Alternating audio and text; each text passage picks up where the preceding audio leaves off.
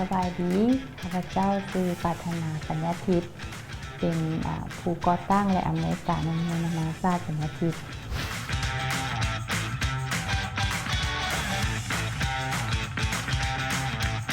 ธนาคารลาวฝรั่งเป็นธนาคารที่มีความมาตรฐานเนาะระดับสากลและการบริการที่ดีอีกอย่างหนึ่งอัตราดอกเบี้ยก็อยู่ที่ความเหมาะสมทุกครั้งที่โรงเรียนของพวกเรามีการจะพัฒนาโครงการต่างๆเนาะบอกว่าจะเป็นสระว่ายน้ำสนามกีฬาต่างๆเป็น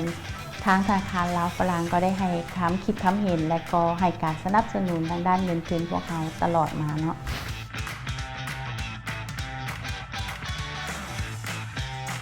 พวกเขาก็ได้มีการพัฒนาอย่างบ่หยุดยั้งเนาะ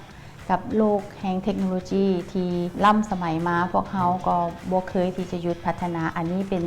สิ่งหนึ่งที่พวกเขาได้รับการไว้วางใจจากผู้ปกครองและนักเรียนพวกเขาทุกคน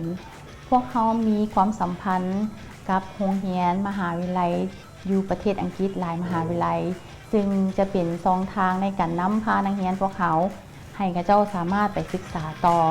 หลายๆประเทศไม่ว่าจะเป็นประเทศอังกฤษหรือหลายๆประเทศในทั่วโลกโรงเรียนพวกเขาจะบ่หยุดยั้งในการพัฒนา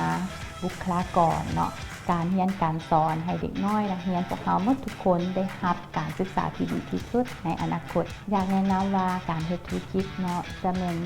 ป็นการให้ก่อนแล้วเขารับน้ำหลังเนาะการให้ก็คือว่าเขาให้ความจริงใจเขาให้สิ่งที่ดีที่สุดให้กับลูกค้าและในที่สุดเขาก็จะได้รับการไว้วางใจจากลูกค้าในระยะยาว